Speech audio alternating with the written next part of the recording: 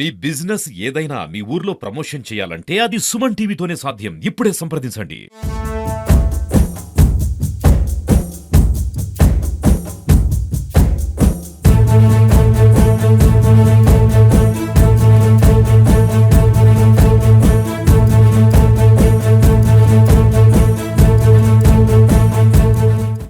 ఏంటి ఈసారి ఏర్పాట్లు ఏ విధంగా జరుగుతున్నాయి? ఇక్కడ చూస్తుంటే చాలా సందర్భ వాతావరణం నెలకొంది.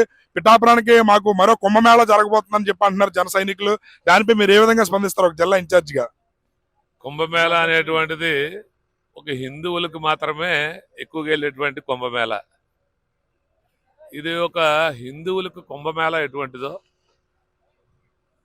క్రిస్టియన్స్కి క్రిస్టమస్ ఎలాంటిదో, ముస్లిమ్స్కి రంజాన్ ఎలాగో, ఒక రంజాను, ఒక కుంభమేళ, ఒక క్రిస్టమస్ కలిపితే ఏ విధంగా ఉంటుందో అలాంటి ఆవిర్భావ సభ రేపు మార్చి 14వ తేదీ నాడు జరగబోతా ఉంది.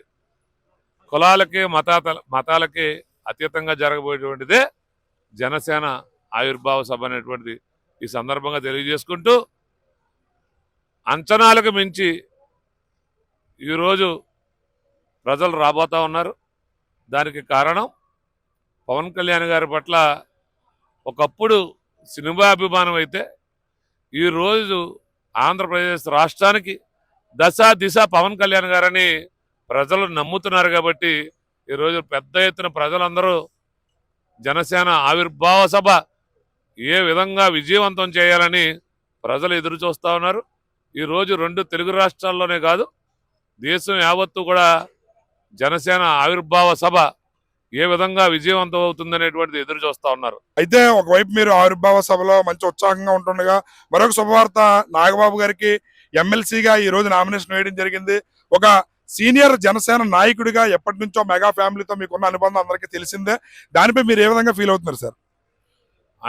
మేము నాగబాబు గారు మా జనసేన పార్టీకి ప్రధాన కార్యదర్శిగా పనిచేస్తూ వచ్చారు. ఆయన పదవులు ఆశించే వ్యక్తి కాదు నాగబాబు గారు. మేమందరం అయితే జనసేన పార్టీ నాయకులు కానీ, కార్యకర్తలు కానీ, జన సైనికులు కానీ, వీర మహిళలు కానీ, మేమందరం కూడా నాగబాబు గారు కేంద్రంలో రాజ్యసభకు వెళ్ళి అక్కడ కేంద్ర మంత్రి అవుతారని మేము అందరం ఆశించాం.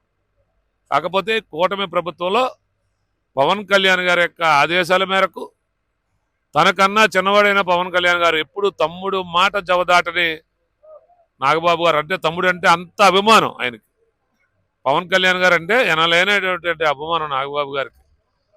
ఆయన చెప్పిన విధంగానే ఆయన ఈరోజు ఎమ్మెల్సీ తీసుకోవడం జరిగింది. మేమైతే కేంద్ర మంత్రి అవుతారని ఎదురు చూడటం జరిగింది. అయితే జగన్మోహన్ రెడ్డి గారు పవన్ కళ్యాణ్ గారిని ఉద్దేశించి చాలా ఘాటుగా విమర్శిస్తున్నారు. ఆయన కార్పొరేటర్కి ఎక్కువ, ఎమ్మెల్యేకి తక్కువ అని చెప్పి చాలా విమర్శనాత్మకంగా మాట్లాడడం జరిగింది. మీకు ఒక జిల్లా ఇన్ఛార్జ్ గా కూడా, చైర్మన్ గా, దానిపై మీరు ఏ విధంగా స్పందిస్తారు? పవన్ కళ్యాణ్ గారి ముందు అన్ని విషయాల్లో జగన్ తక్కువ అని చెప్పగలం.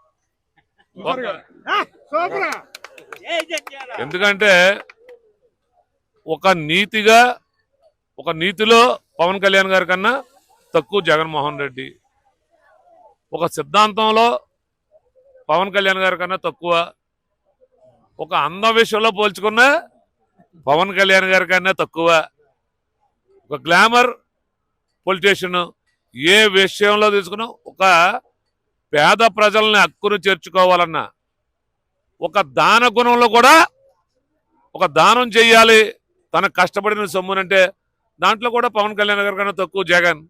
దేంట్లో ఎక్కువ పవన్ కళ్యాణ్ అని అతను విమర్శిస్తాడు. అందుకని మేము జగన్ పెద్ద పట్టించుకోవట్లేదు. కాకపోతే ఒకప్పుడు ఆంధ్రప్రదేశ్ రాష్ట్రం ఒక జనసేన పార్టీ కార్యకర్త, ఒక నిబద్ధత కార్యకర్తగా ఆంధ్రప్రదేశ్కి ముఖ్యమంత్రి చేశాడు. అది ఎలా నెగ్గాడు, ఏంటి, ఏ విధంగా నెగ్గాడు, మోసం చేశాడా, దగ చేశాడా, లేకపోతే ప్రజలను ఏ విధంగా వసుపరుచుకున్నాడో అనవసరం ముఖ్యమంత్రి చేశాడు. గౌరవ విద్యారంగం, కాకపోతే అతను గౌరవం నిలబెట్టుకునేటువంటి పరిస్థితులు ఉండట్లేదు.